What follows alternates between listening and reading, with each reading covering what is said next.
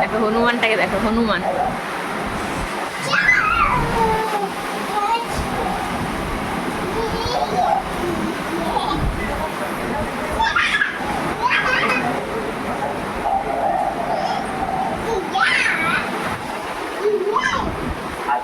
এদিকে দেখো প্রচন্ড বৃষ্টি হচ্ছে এখন, আর বিদ্যুৎও চমকাচ্ছে। 4টা বাজে এখন, কি করে যাব সোনুকে নিয়ে প্রাইভেটে বলো তো, এত বৃষ্টি হচ্ছে।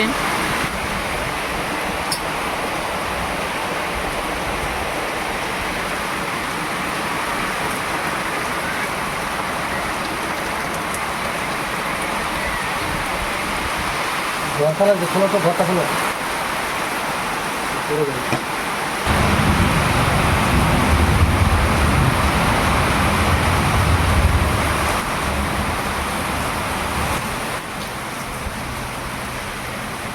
আবার বসে পড়লাম, কারণ প্রচন্ড বৃষ্টি হচ্ছে, হাওয়া একটু পরে কমলে তারপরেই যাব।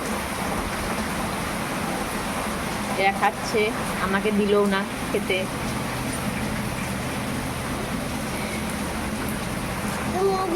খাবার না তো বাগানটা আমাকে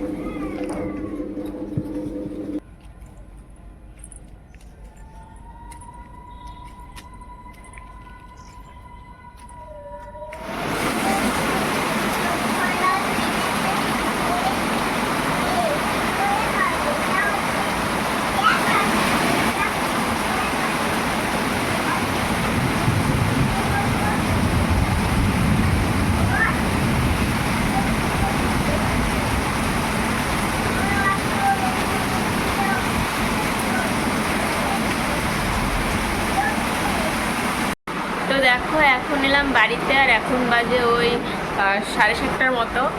তো যাওয়ার টাইমে প্রচণ্ড বৃষ্টি ছিল, আর আসার টাইমে এখনও প্রচণ্ড বৃষ্টি হচ্ছে বাইরে। আর আজকের ব্লগটা দেখো কীরকম অগোছালো। আসলে আজকের ব্লগটা শুরু করতেও মানে ঠিক মতো পারিনি, তারপরে যখন শুরু করলাম তখনও সেভাবে ব্লগটা শুরু করতে পারলাম না। আসলে মন শরীর দুটোর যদি খারাপ থাকে তাহলে তো দেখবে কোনো কিছুতেই সেরকম ভালো লাগে না। তো এই কারণে আর কি সেভাবে আজকে ব্লগটা করতে পারিনি। তো দেখো এখন প্রচণ্ড বিদ্যুৎ চমকাচ্ছে, মনে হচ্ছে ভালোই বৃষ্টি হবে, মানে হচ্ছেও। তো তোমাদের ওদিকে কী খবর, কী অবস্থা একটু জানিও। আর সত্যি কথা বলতে মন শরীর দুটো তো খারাপ, তার সঙ্গে সঙ্গে এই যে আর্যকরের ঘটনাটা, তাতে আরও বেশি বেশি করে সবার মন মানসিকতা খারাপ। মোবাইল খুললেই সেই একই জিনিস, একই মিছিল। আর সব থেকে বড়ো কথা, আমরা এমন একটা জায়গাতে থাকি এখান থেকে একটা মিছিল একটা কিছু বেরোলো না এখন পর্যন্ত, এতগুলো দিন হয়ে গেল। জানি না এখানকার যারা বড় বড় মাথা তারা আদৌ কোনো মিছিল বের করবে কিনা। এখানে তো আমি বা আরও 2-1জন বললে কাজ হবে না, সবাইকে একসাথে হয়ে তারপরে বলতে হবে।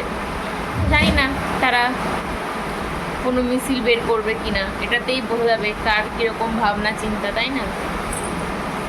তো দেখা যাক। সত্যি কথা মানে কি বলবো, আমি আর মা এক জায়গায় হলেই বলি যে আমাদের এখানে যদি হতো তো আমরা অবশ্যই বেরোতাম, কারণ আমাদের একেই তো হারিয়েছি ভাইকে, তারপরেও আমাদের ঘরেও তো মেয়ে আছে, আমার মেয়ে আছে, আমার একটা বোন আছে, আমিও একটা মেয়ে। সত্যি রাস্তাঘাটে চলতেও ভয় লাগে, যদি কোনো ছেলে বা লোক একটু অন্যভাবে তাকায় যাতে মনে হয় কি যে এর মনের মধ্যে কি না কি চলছে। রাস্তাঘাটে এখন বের হওয়ানো মানে খুবই মুশকিল, এরকম একটা ব্যাপার হয়ে গেছে।